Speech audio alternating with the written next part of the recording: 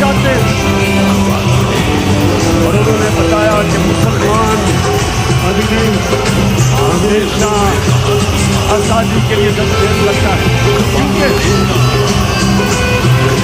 क्योंकि मेरे पाकिस्तानियों, जब पाकिस्तान बन रहा था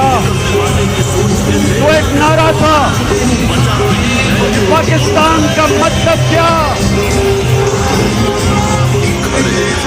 और तेरा तेरा हिस्सा क्या।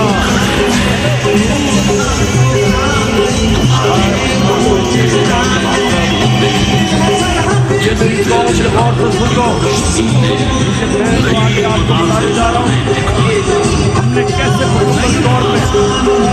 हल्की की आज़ादी हासिल करनी है। याद रखें कि हम अल्लाह से